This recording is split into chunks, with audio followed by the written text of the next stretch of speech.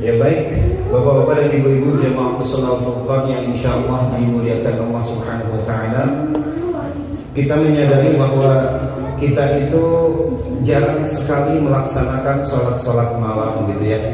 Apalagi kita bisa bangun di sepertiga malam melaksanakan sholat malam, itu kita jarang sekali, atau hanya beberapa kali lah dalam satu pekan. Nah maka oleh karena itu, berhubung kita belum bisa istiqomah untuk melaksanakan bangun sholat pada malam hari, setidaknya kita melaksanakan amalan-amalan yang pahalanya atau ganjarannya seperti kita melaksanakan sholat pada seluruh malam.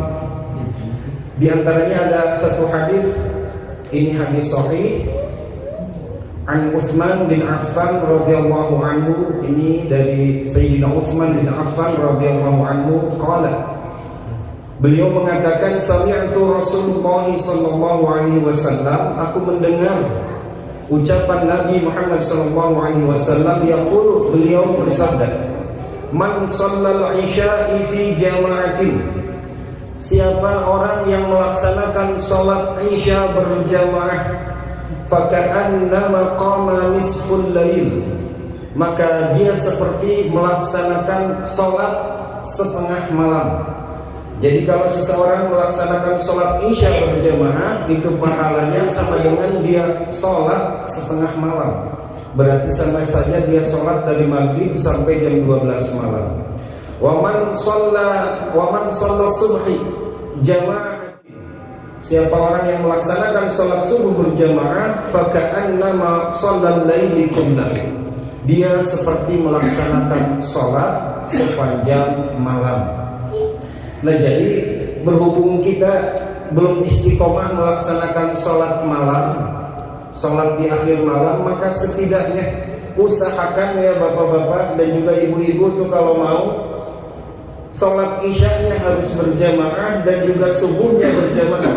Maka dengan melaksanakan sholat isya dan melaksanakan sholat subuh secara berjamaah di masjid, bukan di rumah, itu pahalanya berarti kita udah melaksanakan sholat sepanjang malam gitu ya. Maka oleh karena itu usahakanlah bagi kita terutama kaum laki-laki bahwa melaksanakan sholat isya berjamaah itu fadilahnya adalah seperti melaksanakan sholat setengah malam.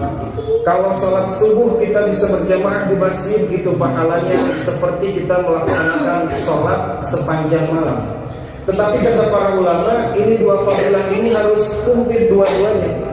Jadi jangan sampai sholat isyanya saja yang berjamaah, sedangkan sholat subuhnya tidak. Atau dibalik, jangan hanya sholat subuhnya yang berjamaah, tetapi sholat isyanya tidak. Jadi ini harus kumpul dua-duanya nih. Kalau sholat isyanya berjamaah, kemudian sholat subuhnya berjamaah di masjid, maka dua pahala ini akan terkumpul. Jadi kalau kita melaksanakan sholat isyanya berjamaah, kemudian sholat subuhnya berjamaah, maka itu komplit pahalanya seperti melaksanakan sholat sepanjang malam. Nah maka oleh karena itu ya kita harus harus merasa excited gitu dengan pahala yang ditawarkan oleh Allah Subhanahu wa taala. Maka oleh karena itu bapak-bapak, usahakanlah yang terbaik adalah sholat isya berjamaah di tempat kita. Kalau memang kita udah sampai dari tempat pekerjaan, walau bagaimanapun keadaan kita, maka usahakan sholat isya itu harus berjamaah. Dan juga sholat subuhnya juga yang terpenting jangan ditinggalkan untuk berjamaah. Nah di dalam hadis yang lain Rasulullah SAW bersabda, laisa sholatul afqala 'alal munafiqin, tiada sholat yang lebih berat untuk dilaksanakan oleh orang-orang munafik min sholatil fajri wal isya. Jadi sholat yang paling berat dilaksanakan oleh orang munafik pada saat itu adalah sholat isya dan juga sholat subuh. Walau ya'lamu ma fihima la'atauhuma walau habwan. Padahal kata Nabi, kalau manusia andai saja tahu tentang pahala yang terdapat, ganjaran yang terdapat pada sholat isya berjamaah dan sholat subuh berjamaah, la'atauhuma walau habwan, mereka akan datang ke masjid walau dalam keadaan merangkak.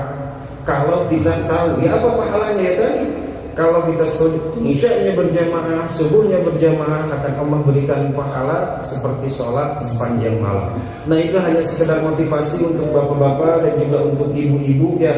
Yang terbaik adalah suaminya ke masjid, istrinya pun juga ikut, anak-anak ikut ke masjid, gitu ya, untuk mendapatkan pahala sholat sepanjang malam. Karena kita sadar bahwa kita belum bisa melaksanakan sholat di sepertiga malam.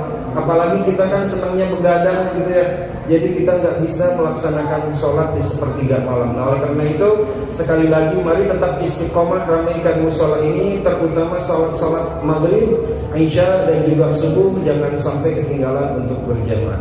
Baik bapak-bapak dan ibu-ibu jamaah musola Al-Furqan yang insya Allah dimuliakan Allah Subhanahu Wa Taala, mari saja kita mulai zikir dan doa pada kesempatan malam hari ini dengan terlebih dahulu membacakan istighfar 3 kali, syahadat, kemudian juga salawat.